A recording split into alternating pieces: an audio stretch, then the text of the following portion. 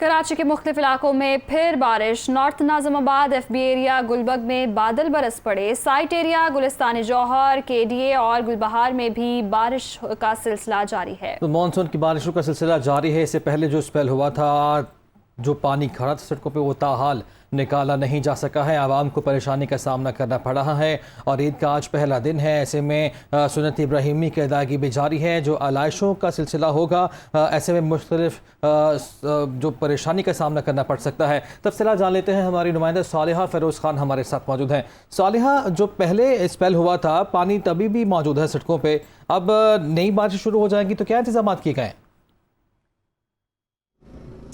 जी देखिए, बारिश का पानी जो है वो अब तक तो निकासी के इंतजामात ना किए गए। जैसे सुबह भी हमारे नुमाइंदे ने तमाम तर तफसीलात से आपको आगाह किया था। कराची की बेशतर सड़कों का जायज़ा लेकर उसको नशर भी हमने किया था और सूरत हाल अभी भी बहुत ज़्यादा अबतर है। सुन्नत इब्राहिमी की अदायगी करने वालों को काफ़ी मुश्किल का सामना है। लेकिन अभी जो कराची शहर के मुख्तलिफ इलाकों में बादल बरसना शुरू हुए हैं, ये हल्के से दरमियाने दर्जे की बारिश है और इसका आगाज़ जो है Orangi town, Nazimabad, north Nazimabad, federal B area, Gulberg के इलाकों में हुआ, जहाँ पर कहीं दरमियाने दर्जे की बारिश हुई तो कहीं हल्की बारिश का सिलसिला जो है वो जारी रहा। मौसम का हाल बताने वाले कहते हैं कि आज जो है सारा दिन वक्फे से यूं ही हल्की या दरमियाने दर्जे की बारिश हो सकती है। ये वो सिस्टम है जो गुज़िश्ता रोज़ जमकर बरसा था और अब जो है वो आहिस्ता आहिस्ता शहर से निकल रहा है। इस वक्त वो बहरे अरब और बलूचिस्तान की कोस्टल बेल्ट पर मौजूद है। उसी के नतीजे में कराची के मुख्तलिफ इलाकों में बादल बरस रहे हैं।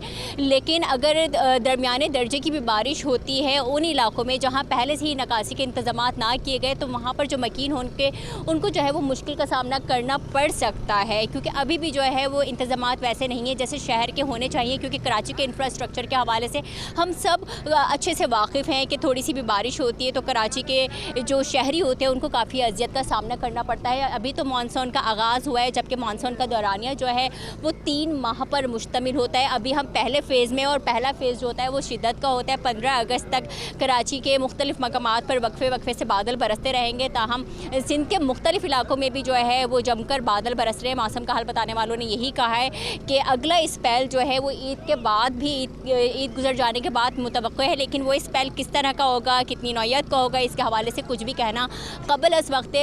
ताहम जो मुतल्लिक़ा इदारे हैं उनको जो है वो एडवाइजरीज जारी की गई हैं, इससे पहले भी की गई थी, ताकि जितने भी जो इक़दामात हैं, जो नाले हैं उनकी सफाई कर ली जाए, जो सड़कें हैं जहाँ खड्डे हैं, गड्ढे बने हुए हैं उनको भर लिए जो है, ताकि किसी किस्म की दुश्वारी का सामना नहीं हो। अगर 40 मिलीमीटर या फिर 30 मिलीमीटर भी बारिश होती है तो उसमें ये होता है कि पानी जो है वो टखनों तक जमा हो जाता है। जो खड्डे होते हैं। आपने तफसीलन आगाह किया, आपका शुक्रिया।